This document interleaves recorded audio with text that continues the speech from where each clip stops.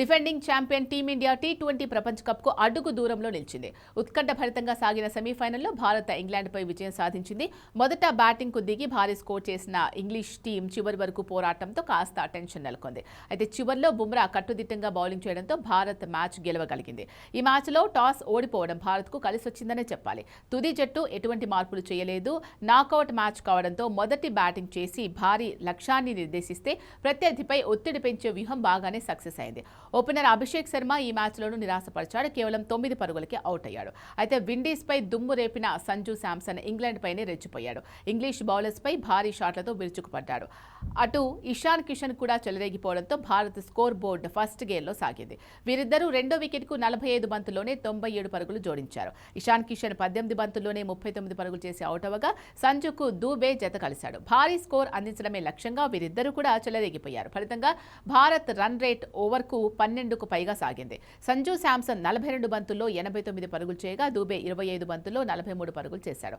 చివర్లో హైదరాబాదీ బ్యాటర్ తిలక్ వర్మ కూడా విధ్వంసం సృష్టించాడు. కేవలం 7 బంతుల్లోనే 21 పరుగులు చేయగా 12 బంతుల్లో 27 పరుగులు చేశాడు. దీంతో భారత్ 20 ఓవర్లలో 7 వికెట్లకు 253 పరుగులు చేసింది. ఇంగ్లాండ్ బౌలర్స్లో విల్ జాక్స్ 2, ఆదిల్ రషీద్ 2 వికెట్లు తీశారు. మిగిలిన బౌలర్స్ అందరూ భారీగా పరుగులు సమర్పించుకున్నారు. 254 పరుగుల భారీ లక్ష్యంతో బరిలోకి దిగిన ఇంగ్లాండ్ దూకుడుగా ఆడే క్రమంలో వికెట్లు చేజార్చుకుంది. Opener Phil Salt 5, Harry Brook 7, Buttler 27 పరుగులకు అవుట్ అవగా టామ్ బాంటన్ 17 రన్స్కు వెనుదిరిగాడు.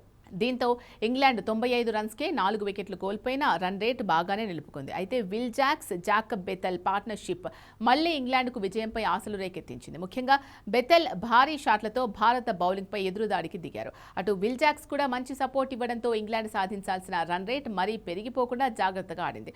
వీరిద్దరూ 39 బంతుల్లోనే 77 పరుగుల భాగస్వామ్యం నెలకొల్పారు. విల్ జాక్స్ 35 రన్స్కు అవుట్ అయినా బెథెల్, శామ్ కరన్తో కలిసి ఇన్నింగ్స్ నడిపించారు.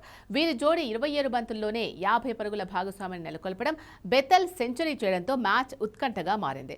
బెథెల్ 45 బంతుల్లో శతకం పూర్తి చేసుకున్నాడు. చివరి 3 ఓవర్లలో 45 పరుగులు చేయాల్సి ఉండగా 18వ ఓవర్ను బుమ్రా అద్భుతంగా బౌలింగ్ చేసి కేవలం 6 పరుగులే ఇవ్వడం మ్యాచ్ను మలుపు తిప్పింది. అయితే చివర్లో భారత్ నిర్ణీత టైంలో ఓవర్ల కోటా పూర్తి చేయలేకపోవడంతో పెనాల్టీ పడింది. ఫలితంగా 30 యార్డ్ సర్కిల్ అవతల ముగ్గురినే ఉంచాల్సి వచ్చింది. అయినప్పటికీ చివరి ఓవర్కు బంతిని అందుకున్న దూబే బౌలింగ్లో బెథెల్ రనౌట్ కావడంతో భారత్ విజయం ఖాయమైంది. ఈ ఓవర్లో ఆర్చర్ 3 సిక్సర్లు బాదిన అప్పటికే ఆలస్యమైపోయింది. ఫలితంగా భారత్ 7 పరుగుల తేడాతో గెలిచి ఫైనల్లో అడుగుపెట్టింది. వరుసగా రెండోసారి ఫైనల్ చేరిన టీమిండియా ఆదివారం జరిగే టైటిల్ పోరులో న్యూజిలాండ్తో తలపడుతుంది.